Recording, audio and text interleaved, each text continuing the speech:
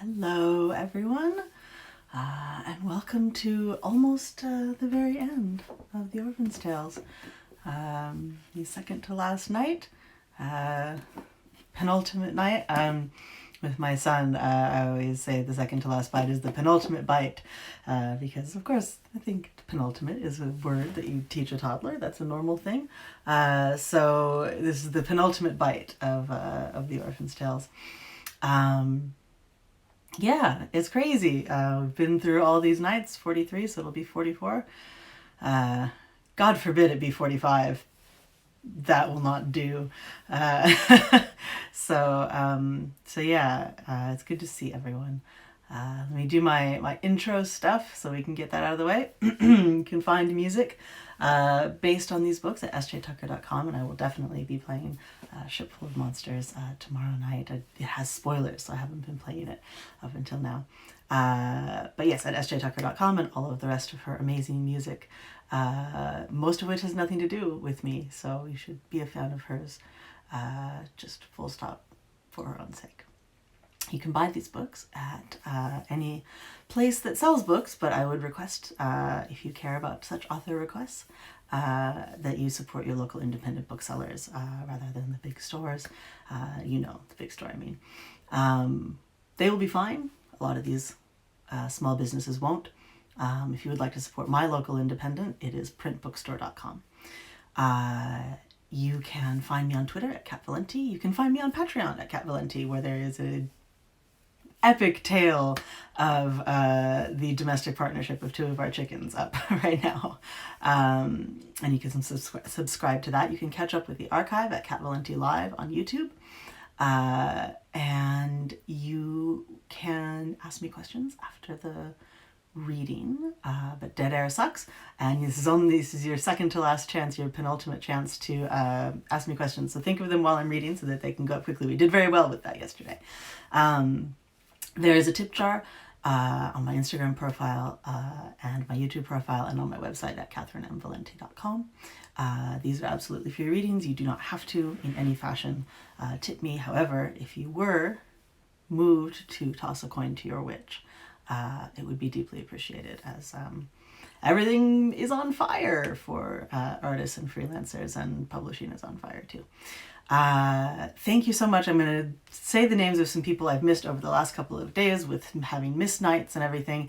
Thank you so much to John, William, Valeska, Mandy, Julie, and Alyssa, who have tipped me over the last several days, and I have not gotten a chance to thank. I will thank anybody who does by name on the next stream. It might take a while. I might, we've only got one night left, but so I will definitely get it. But I apologize for having missed out on that.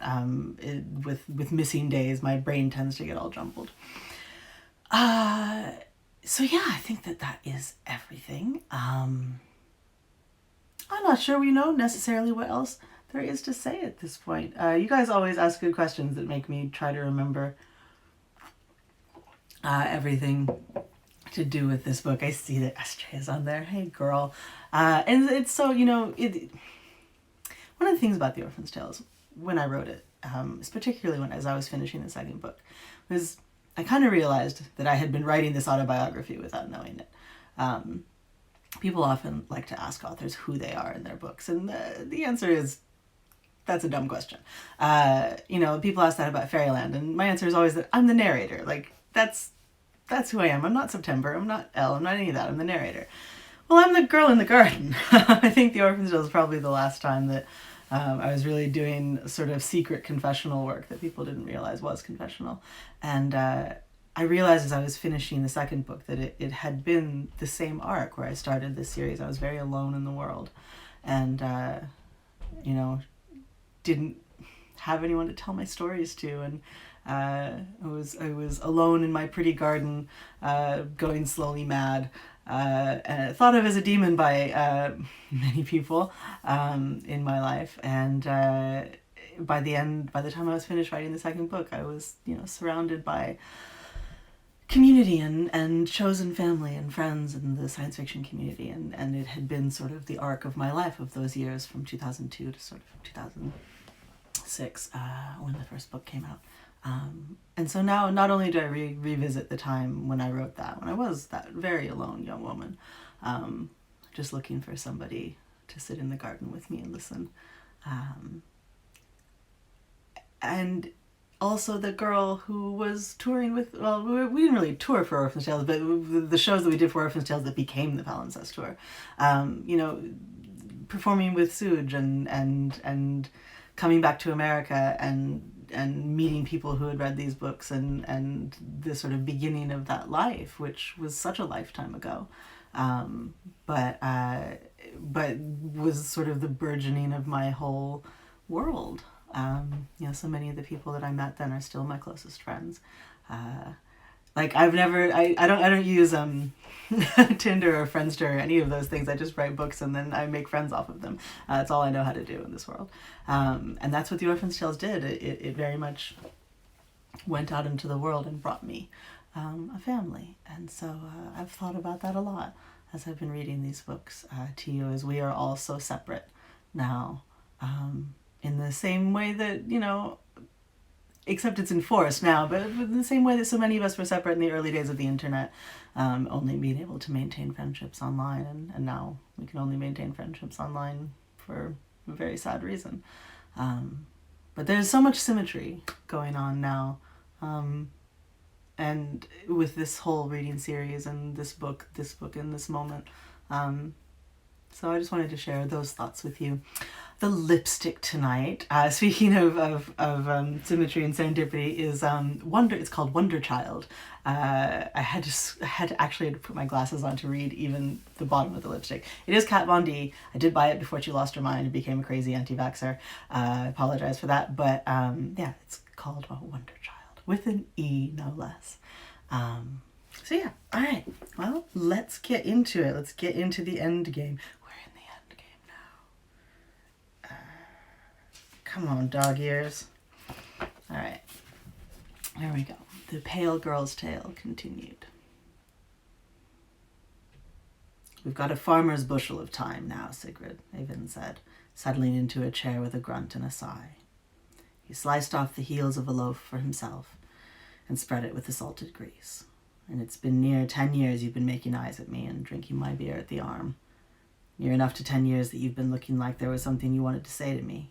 In 10 years, you haven't been saying it. He leaned in, his sandy hair flopping over his brow like a tuft of fur. I'm thinking it's long past time you tell me whatever it is you've been keeping locked up tight behind those teeth. She sighed and stared at the grain of the table wood, unable to look the tavern keeper in the eye. Eyvind, she began, her voice cracking like a frozen broom. I'm not sure I should. There was a time, I think, when I first came to Muron, when I might have told you, and it might have been the right thing. But now so much time has passed, so many things happened. I think perhaps it's best that this stay dead, closed into a chest between us, fastened with locks. What are you talking about, woman? I've left my tavern for you. You might stop your shy maid act. I know better than to think you're just a net mender. You talk to that albino girl like she's your confessor. You won't tell me why you watch me like I'm likely to grow a tail and start howling at the moon. Sigrid's face sagged, and she lifted her faded eyes to him, full of pity. She looked like nothing so much as a mother welcoming home a child who has gone far astray and become a stranger to her. Understand. Please understand. I never wanted to hurt you. The Netweaver's second tale. When I first became a woman, the limbs were as strange to me as the first taste of wine. For all my days, until that one, I had been a bear. I loved my mother and my stars, and I loved a young bear with dark eyes even after he left me. I was never strange, never different from my sisters. The bear I loved disappeared, and the snow fell, and the snow froze, and the glaciers broke and reformed without him. We knew nothing of where he'd gone, and after a full turn of seasons without his tracking across our ice, mates were taken again, cubs were nursed, and life went on. But one evening, when the blue lights of the heavens streamed through the prisms of the temple, tracing shadows of cobalt and aquamarine across my thick fur, a vision came to me, glimmering on the ice altar with all the weight and depth of flesh. Lacheia, the harpoon star, stood before me with his diamond spears slung over one shoulder, his skin whiter than light itself. His hair flowed over the altar like a frozen waterfall, and I trembled in his presence, terrified and exalted. I was a humble bear, not so very far past my cubhood, and the golden eyes of the far-flying hunter were fixed on me. The honor was beyond bearing. He told me, Ivhind, he told me you'd been made into a man and that you'd sought to avenge the snake star and been changed to keep you from it. It was not your vengeance to take, he said. But he also told me that you would never be a bear again, or that it would be so long and at such cost that if you managed it, it would be worth less than ash. He told me in a voice like snow that I would never see you again, that you would never return. And I wept, my love. I wept at his feet like an infant. I could not raise my eyes to his beauty. Lacheia put his hands on my shoulders, the ecstasy of it, and lifted me to his side. He said that if I wished, I could be made a woman myself so that I could seek you out, find you again, find some happiness. Of course I wished it.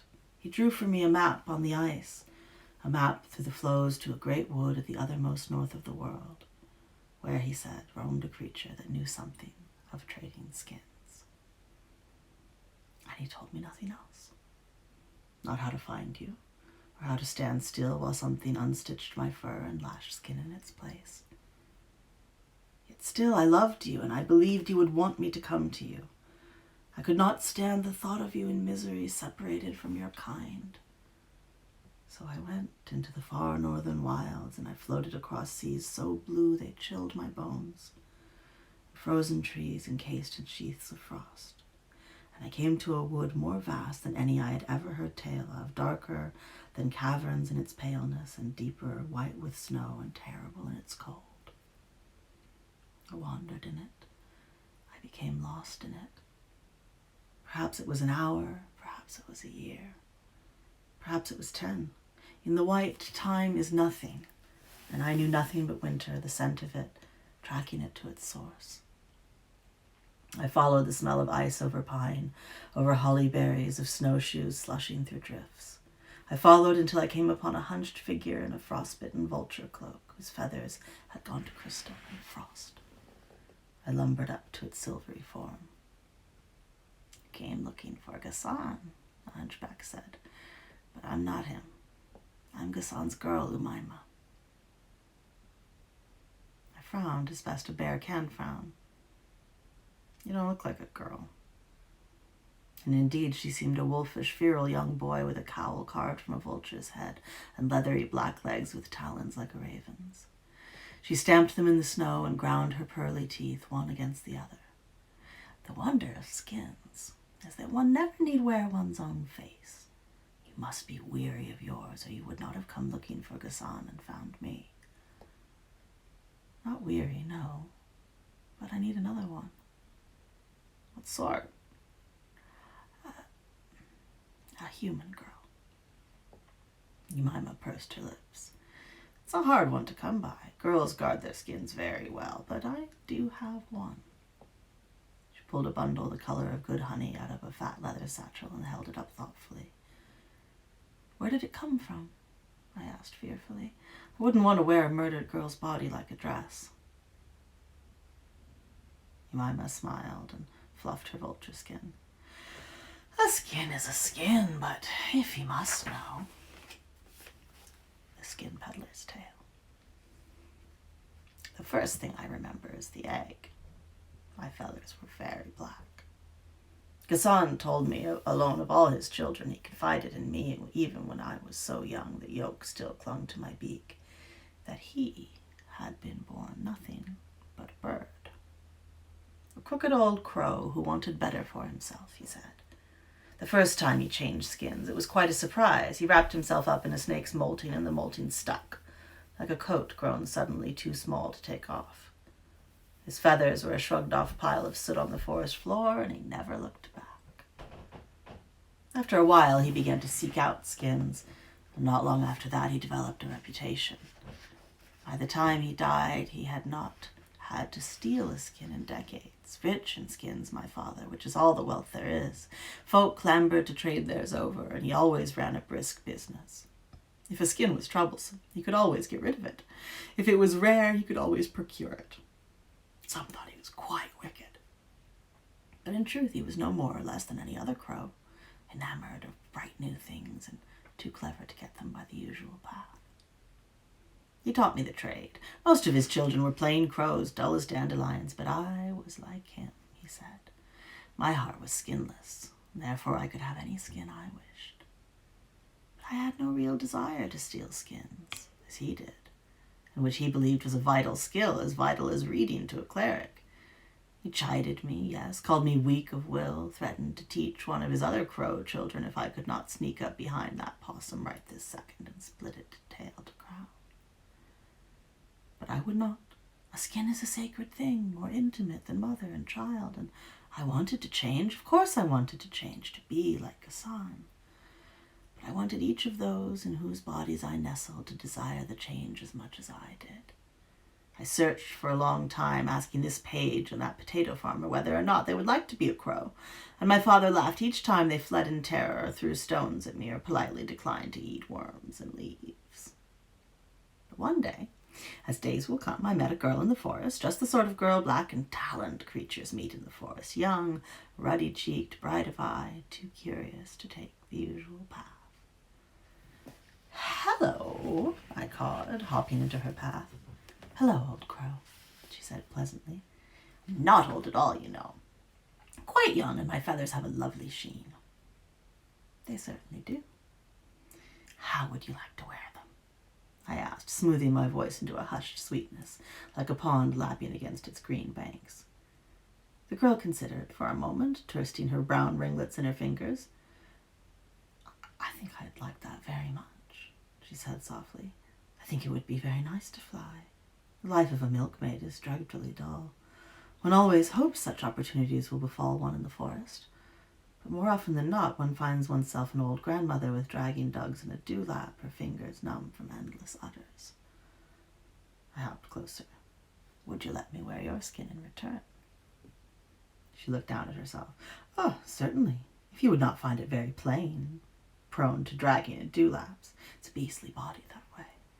I would not recommend milking cows. It's terrible for the knuckles." "I shall remember that," I laughed, and we settled about the usual ceremony of stitching and unstitching, in which she was not at all experienced and I was barely adequate, so I'm quite certain we made a mess of the whole procedure, but then one's first time is always a bit awkward, is it not?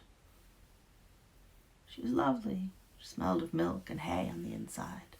She cawed happily and flew off into the pines. And I began, each time seeking out accord, agreement, not because I thought it wrong to steal. I am still a crow, after all, but because I do not disdain the usual way. Still, I have fallen into my father's profession, after all, as folk wish to trade and buy and sell, and I have accumulated an excess inventory and began to be sought after. I developed preferences, as Gassan did. We both prefer a set of skins to one to maintain some of our crow shape in the set. I grew to enjoy wearing a boy's skin, as Gassan often wore a woman's. Variety is important, after all. It always pays to display the skins to best effect. For all I know, he's still crouching on his island, the island where I was born, the island where he squats and plays siren, but Gassan has not been seen in the waking world for many years, and I am the only skin peddler anyone speaks of these days. But they still call me Gassan. Who can tell who is who when our faces change with winter and spring? The Net Weaver's second tale continued. "This is that first girl's skin. I've carried it with me as a kind of souvenir, but I will give it to you because you are in need, and I would very much like a bear skin." I pawed the snow. I'm scared." "It's all right," she said warmly, putting a skeletal hand on my shoulder. "The first time always hurts a little. It gets easier." "This will be my only time," I said stiffly. Jemima scratched her cloak of feathers. "A pity," she sighed, and then she took me in her boy's arms. I I do not know how to say how it was. I felt myself splitting like a nut in its shell, a fingernail carving the husk open, sugar blood spilling out. I felt a star open in my chest, burning and searing, tearing the fur and flesh open as if along a seam, stitches popping and snarling. I cried out, and my strong legs buckled beneath me, claws skittering on the ice. I could hear the ripping of my skin then, a wet, sliding sound that brought with it a pain that clouded my eyes and blackened my brain. And then the skin peddler was extending her hand to me, and wonderingly I extended my own to meet it, and it was not a paw, but a slender girl's hand with 5 fingers and dull, ineffective nails in the place of my proud claws. I stood naked before the vulture girl, in her boy's skin, suddenly shivering without my fur. The cold was like a throttling. It clutched my throat and clawed my chest. I could not have imagined such a thing as this cold. I'd always had my thick belt to protect me. And so I went home. My mother shrieked and would not speak to me. Her despair coated the house like black honey. My sisters did not know me, and ensconced themselves in the temple to pray for my soul, not believing for a moment that Lacheia had bid me to do this thing. Gunda had called a versumlung, but even they could not decide what to do with me. They resolved that I could stay, but if I could manage it, they preferred I go. And when the wolves came, I went eagerly. There was nothing for me in the north. If I went south with them, surely I would hear word of you or the snake star. And in a city such as Alanur, what secret could not be discovered? I could make us both bears again. I could find you wherever you had become lost. Could it hurt if I stole some bit of excitement or adventure for myself while I searched? I set out with a heart high as hearth flame, and when I entered the tower of St. Sigrid, I told myself very reasonably that such knowledge was as likely to be there as any place else, such history, such magic. But in truth, I was enamored of the saint, and the dreaming city, and all that had come to pass in the world since you left me.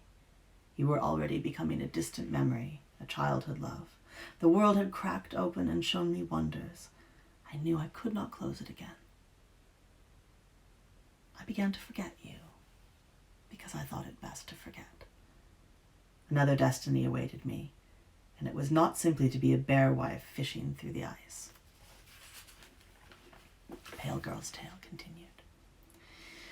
Eyvind stared stricken. His eyes were full of tears, his stained shirt clenched in his enormous hands. So much happened, my love. I wore this skin until it was so accustomed to me I don't think I could take it off if I wanted to. I searched for years for the saint. When I came to Muron, destitute in despair, there you were.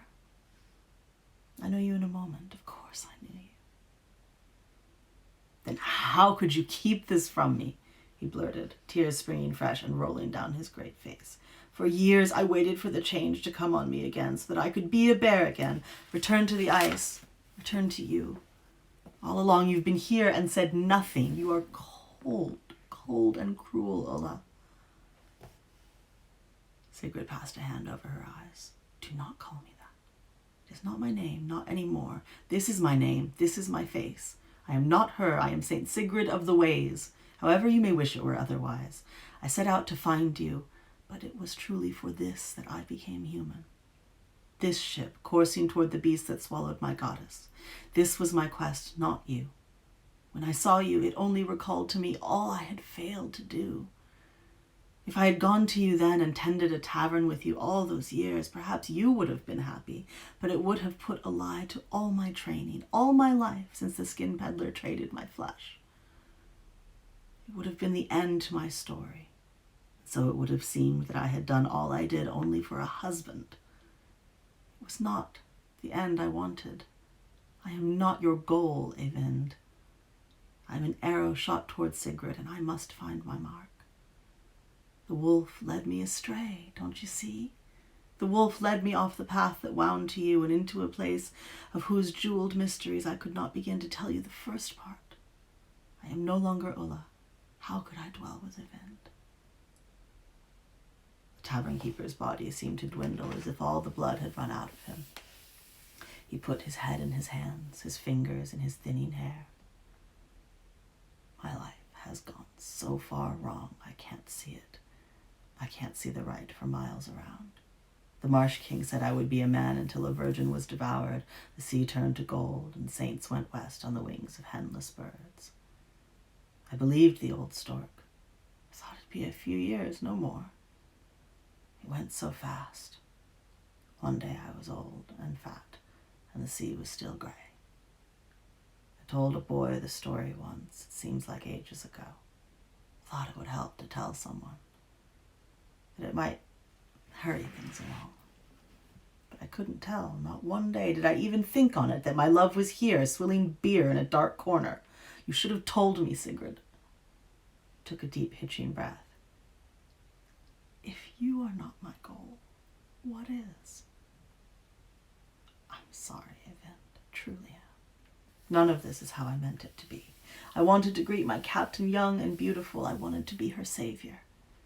Now I can barely limp toward her on a leaking ship and hope I have the strength to throw myself in the path of a sea creature.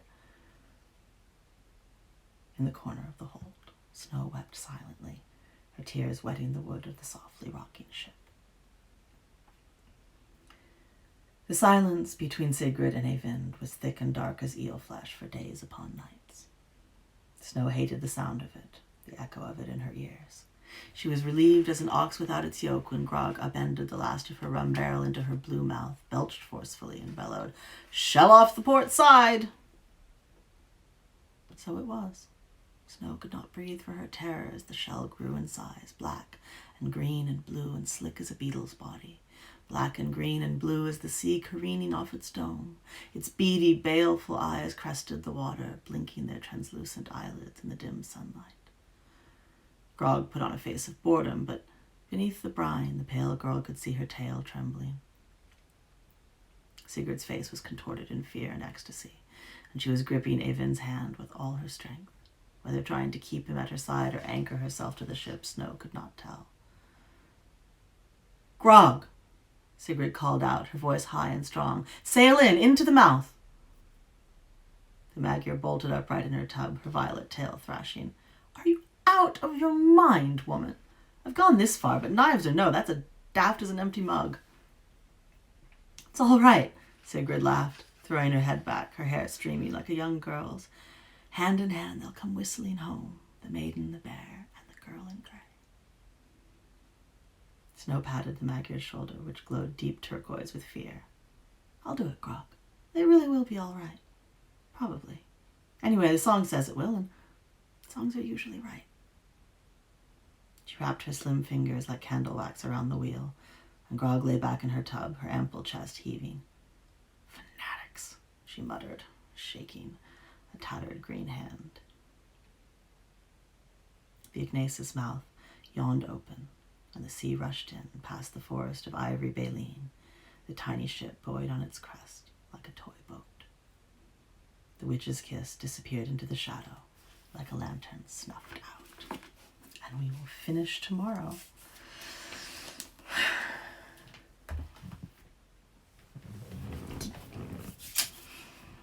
That's definitely one of the more big feels parts. With Sigrid having been the bear all along and not the princess at the end of a tale. Definitely something that I was aiming for through the whole book. Thank you, Shane. Great job. It says, Mandy says that she loves that I say toss a coin to your witch, and always makes me curious about my take on The Witcher. Any Witchery thoughts? So, I've played the games and I love the games, despite the fact that the games are so ridiculously misogynist that there is a level of misogyny beyond which it's just hilarious to me, and The Witcher is that level. I mean, the first game, I don't know how many of you know or have played it, but you'd get a collector's card for every woman you bang. It's it's very upfront about what it is, and what it is a much older kind of fantasy than what people are writing now. But it has that sort of Eastern European flavor to it, which is very appealing because it's not the same old monsters and it's not the same old kinds of stories. They are slightly different, and it's enough to make it very appealing. The games are very well made. They're beautiful. The gameplay is very enjoyable. And I'm not done with the third one, but I've played through the others. I haven't seen the show yet, and it's Heath's fault because he told me that it was very hard to follow because it's in multiple time periods and everything, and I just have not felt up to it.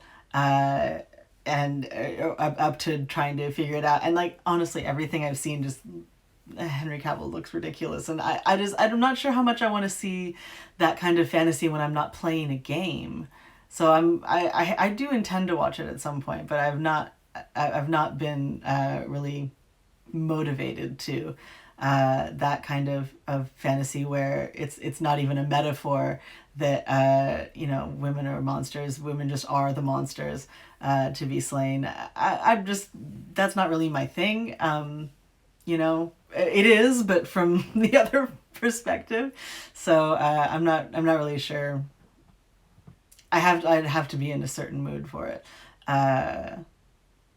Yeah, so I mean, I will watch it at some point, but I love the games.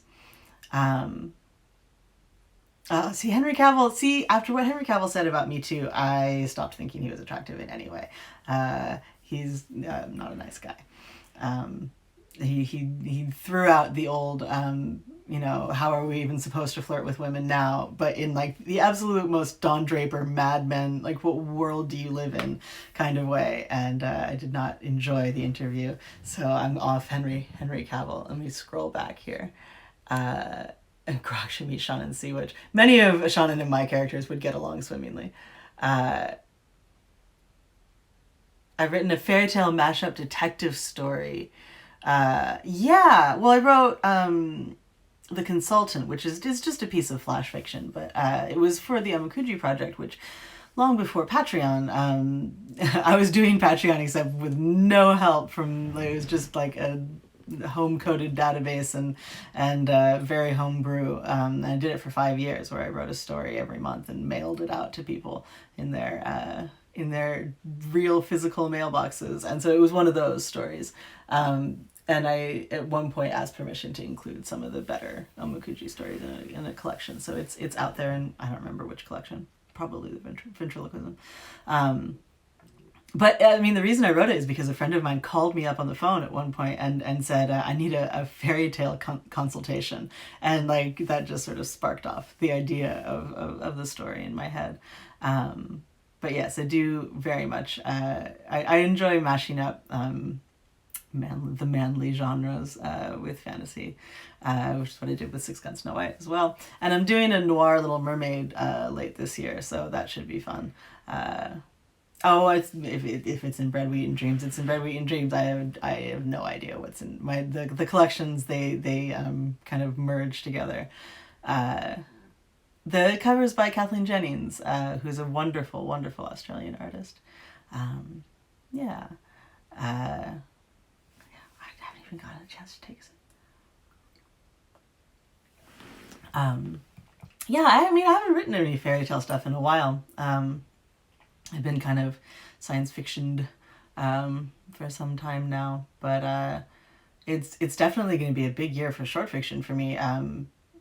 I've written 3 stories already this year, and I owe